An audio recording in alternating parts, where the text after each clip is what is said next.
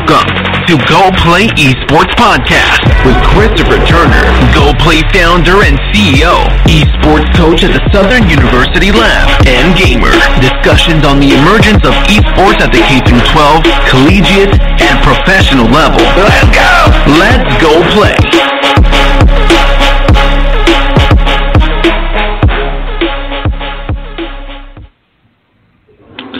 Hi, this is your host, Christopher Turner.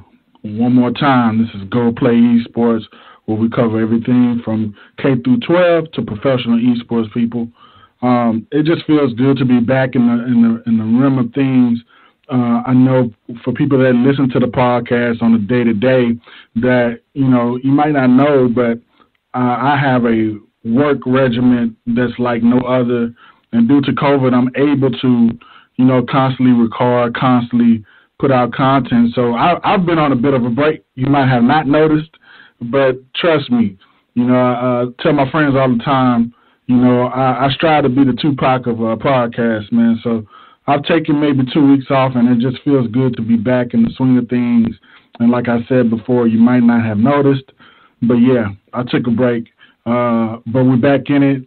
We're gonna have some special guests lined up, and today's no different. So let's get to the order of business, people.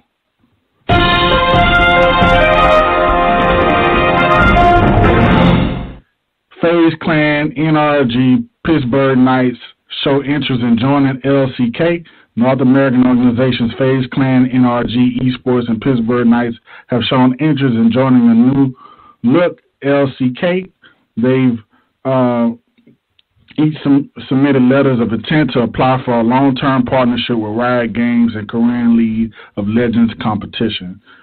Shout-outs to FaZe Clan, NRG, and Pittsburgh Knights that are big national, American, ARCs that are doing great things and making great strides, not only within the esports realm, but going over into fashion and all sorts of other streams of income.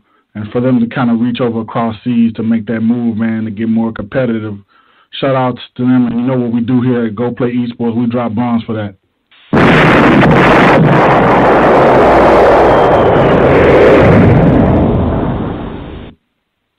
So like I said before, we have a special guest like always. Today is no different. It's never going to be different. This is somebody that I've admired from afar.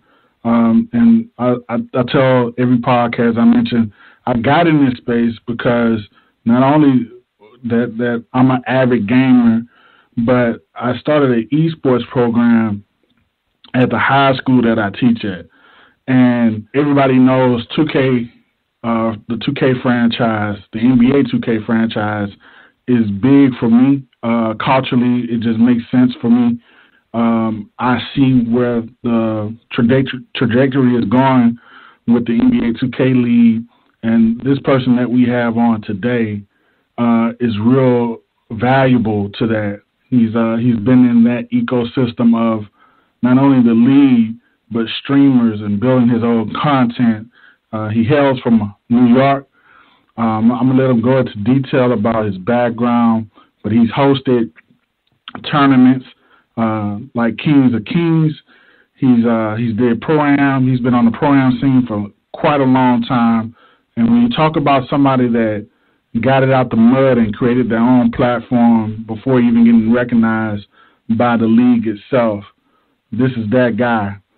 So without any further ado, let's welcome Black Frank White to the show. Welcome to the show, Frank. Hey, thank you for having me.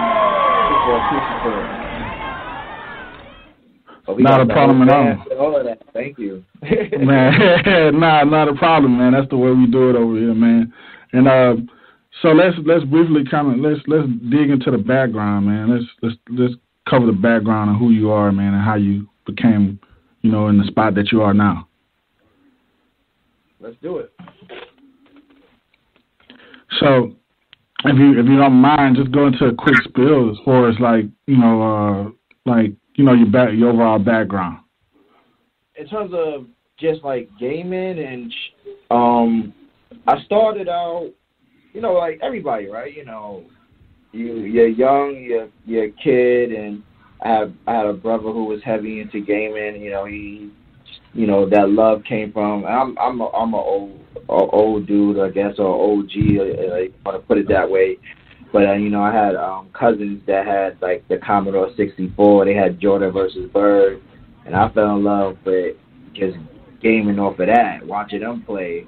And then when they ran outside, I snuck and played on their Commodore 64 in the summertime, and that transferred over to like my older brother, grabbing his Nintendo and buying a Nintendo and playing Contra, things of that nature, and then that maturated to years later.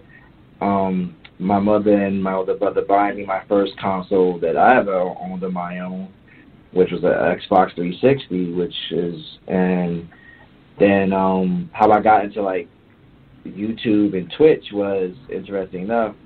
Once everything transferred over to next gen, which was Xbox One and PlayStation 4, all my friends was telling me, hey, we're getting it first day, and we're going to be playing together first day, so make sure you go get it. So, I didn't pre-order it because I didn't think nobody could afford it. So I was like, I'm not going to pre-order it. Nobody's going to afford it. I'll just wait till the price goes down, right? Like everybody else, right? That's from, impoverished neighborhoods, right? We can't afford it. Just wait for the price to go down. Yep. And what happened was they telling me, all my friends, they're telling me these stories that they're getting it the first day. So I'll never forget that first night whenever it drops. I'm on Craigslist. This is how old I am. I'm on Craigslist like, who got it, right? I find this guy, shady as hell, right? He's like, meet me in Chinatown. I live in New York. Meet me in Chinatown in the back of GameStop in the alley. Bring $600, right? So I have my girlfriend at the time, who's now my wife. We go. I have my money, and I said, bring the receipt. I'm from New York. Bring a receipt. I need proof that you purchased it at a GameStop. Right. I check everything is there. I get home. I'm like, oh man. I overpaid for it. Probably I think it might have cost $450. Yeah, you $200 over almost. But go ahead. Yeah, I spent way over the price because at that point, you know how it is. Boosters in abundance. Yeah, you're going to pay more. Yeah, so I ended up spending way more than I would have just pre-ordered it. But, it's because I really wanted to play with my friends that first night. I said, I'm going to take the loss. Everybody said they got it. I get home, I get on. None of my friends are on. So, everybody got it. So, I start calling people on the phone, like, yo, I thought y'all had it. They was like, oh, no, we can't afford it, man. We was lying. Man. So, thankfully that did happen. That birthed me learning about Twitch. I found the app Twitch just sitting there that first night, and I ran into a gentleman named Funeral Gaming. He was streaming 2K, one of the few African-American content creators at the time. And this is before, the Cashnastygaming. These are, the biggest names in the community now. Cashnastygaming, LSK, before they got big. Funeral Gaming was the guy. And Funeral was streaming, and I was like, this is amazing. He's having a great time. And he got me streaming on Twitch. And that started the process to where I'm at today. I started streaming on Twitch. That also then got me into YouTube. And that's when I started learning about, Cash Nasty and, the Flight Reacts. And then it opened up my world, and I started, really meeting new people to, play the game with. And really, that's how that all started. I really got into streaming in YouTube just so I could have friends to play 2K with. That's crazy, man. So, that's crazy. So, what was the first 2K you actually played? Ooh, that's a good question. It's a little foggy for me because I was one of the last people to come over. I was a live head for a very long time, but as everybody can tell you, I would say it probably was 2K11, which is probably everybody's favorite 2K. That was the last live I couldn't tolerate anymore. Right. That was a live where, like, it was so arcadish where you literally could take one player and score, like, 80 points a game, and it was to the point my older brother had grabbed me. He's like, "You still playing it?" I was like, "What is this, this is the game." He was like, "Nah, look at 2K." It was so realistic at the time. And literally at that time, we didn't know that, like, Mike Wing had already left Live and had transferred back to 2K and had vowed to make 2K11 like the best basketball game on earth, and he did, and that was like that transformation year. So it was 2K11 was that year, I think, for me. That's wild, man. So, like, and not to get off par with where we're going as far as, telling your story, but what games are you playing now? I know you're in the league, but, I know probably on your off time you're trying to get a few hours in. What are you playing at the moment? Yeah, so we go with remote gameplay going on. We go from like Tuesday to Friday, but I do play because in my role as a community ambassador, I try to still get on the game a few hours a night just to kind of touch the community. I always try to be, for lack of a better word, visible. So I get on a few hours a night, talk to people, and walk around the park. So I do play 2K a couple hours a night every night. Okay. And I also play some Warzone. Those are my main two games. You might see me go on PlayStation also. That's on Xbox. You might see me jump on PlayStation and play a little bit of Madden and maybe a smidgen of GTA. But mostly it's Warzone and 2K right now. Got you. We're in the same lane. Trust me.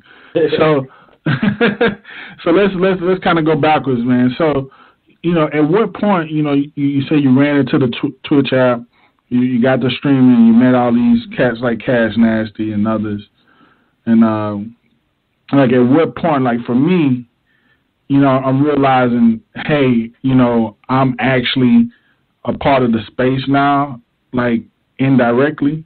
So, and it's kind of like similar to your story. I kind of just stumbled upon podcasting and streaming because I actually wanted my overall community, like where I stay, to realize what esports was and how big gaming is. Because when I went into like the corporate offices to give the students support as far as like resources and financial, everybody was like, "What's that? What's esports?"